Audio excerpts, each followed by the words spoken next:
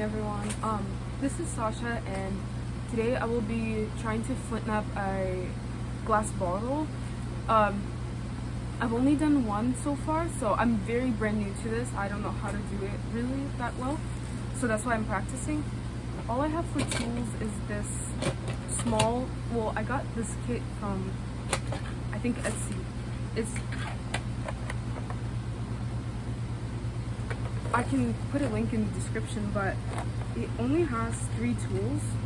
I think this is a steel pressure flaker, a copper bopper, and a slightly bigger copper flaker. I have a small abrader and a small piece of leather somewhere. Oh, in my hand. Small piece of leather. So I just kind of have to work with them. The only downside is the reason why my hand kind of hurts is because they're so small in size, so they kind of dig into my palm.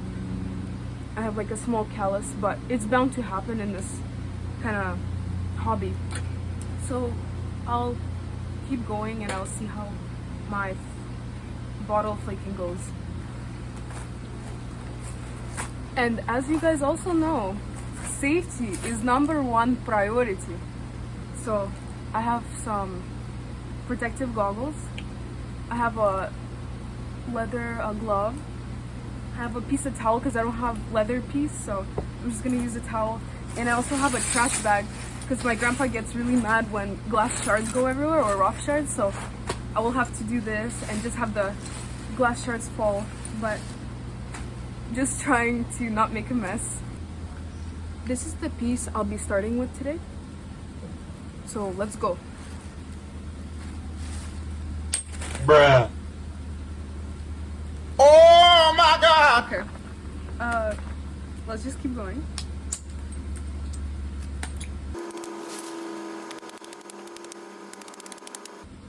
Okay, this is not awful. I feel like this is kind of like already looks like an arrowhead.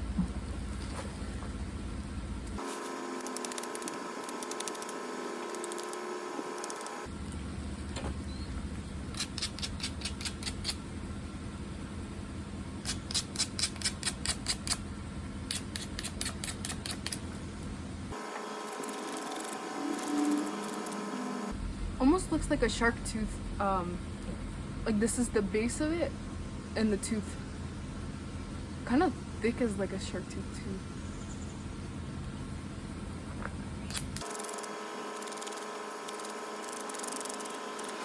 There's a lot of glass dust flying, so I try not to breathe it in so much.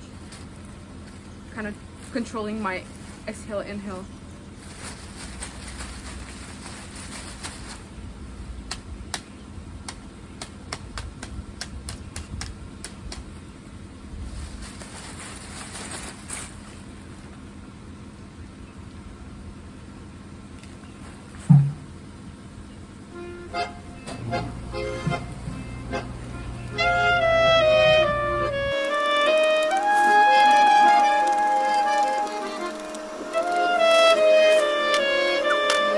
I'm putting a piece of leather in my palm to protect it further from contact with the handle of the pressure flaker, because that callus kind of hurts.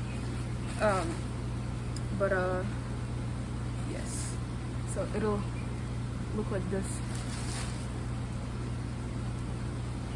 And what I've also seen from other videos that you always have to abrade, or else it won't make that satisfying snap and that conchoidal fracture. You really want that. Instead it'll kind of like smush it, I think.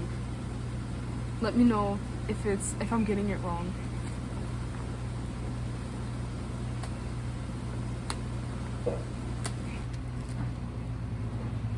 So I've done one side of it, and if my camera can do me a favor and focus, you can see it's like a zigzag pattern on one end, and I'm gonna use that zigzag further to push more flakes in to make the piece thinner. Like I'll be thinning it. I think in theory that's what you're supposed to do, but I'm kind of also putting my own interpretation because from my first piece, that's what worked better. So we'll see.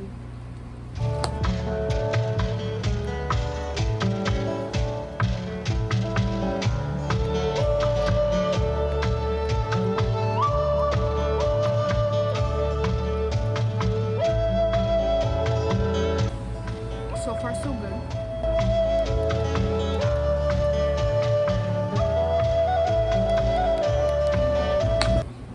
Ay. So see, this will happen in this sort of hobby, and you have to be ready. Doesn't matter, because with gloves you'll feel less. You kind of almost want to work one hand bare, but this is the price to pay for it. Like a tiny cat scratched me.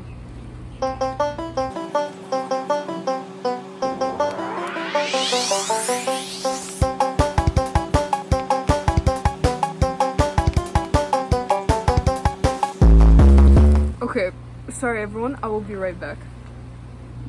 Okay, I got a band-aid on it. Let's keep going.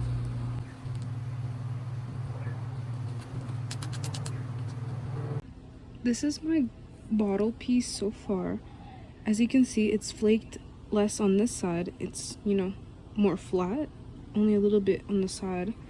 But on this one, it's almost the whole thing is flaked. The only part that I need to focus on right now is I feel like this fat piece, you know, at the left corner, because otherwise it's, you know, hard to work further when it's, you know, just so in the way of everything. Also, some of you may ask, how come I don't have a mask on? Because I know, you know, this kind of work can cause long-term diseases and illnesses such as silicosis and lung rot, whatever else. And the reason is why is because there's strong wind, but I would never do this in a kind of a still wind environment or indoors. It's very dangerous that way, and you just any microparticles you inhale will cause long-term lung damage if you know proceedly keep doing it. So it's very important that you don't do this indoors or when there's no wind. I mean, you see my hair, the plants, everything moving. So okay, now that I've went around the perimeter of the glass triangle with a thicker copper pressure flaker, I'm going to move on to a steel thin pressure flaker because I feel like this one is getting a little too clumsy for some of the, I guess, notches I want to do. Also, you may notice that this triangle is not very symmetrical, but before I worry about that, I think I have to thin it first. So I'm gonna do exactly that with the steel pressure flaker and make it thin to the point where it'll be easy to sculpt into whatever shape I want. Okay, as I was doing it, you'll see that the top piece decided to break on me a little bit and become thin, so I had to make the arrowhead even more short to where it's already kind of like, you know, on the fatter side, and it's short, which is not ideal. I didn't want it to really end up this way, but it is what it is. It's only my second arrowhead. Always room for improvement for everything. It's just a good learning process in my opinion, because I can watch as, you know, hours of videos, but nothing is as good as your own experience and your own work on arrowheads. Now, I did want to put some notches in it at first, like maybe something, you know, on the sides or on the bottom, like so, but I'm not sure if I will do that just because I wasn't really able to thin it as much as I would like. It kind of is more thick, and you know, that's, if you're to do notches, it has to be really thin or else it'll break on you or it'll just be too hard. So I might just leave it a triangle for now. Who knows, we'll see. Since I am playing most of this by ear, I'm just, you know, guessing where to strike and where to pressure flake.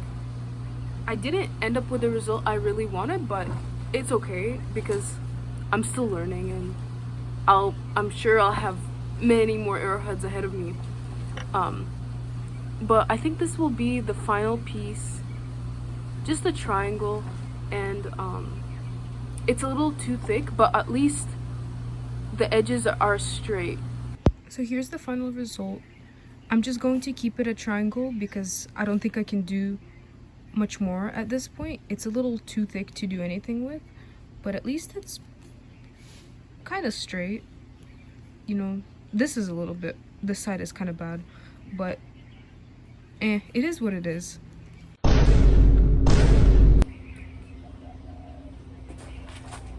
Thank you guys so much for tuning into my episode of how to make a glass bottle arrowhead. It was really fun working on it, and I'm hoping to work some more in the future and maybe even film it and post it like this video. I'm off to go fishing right now, so maybe if we catch something I can include it in the next clips. But I hope everybody liked my video, and have a good day. Bye bye.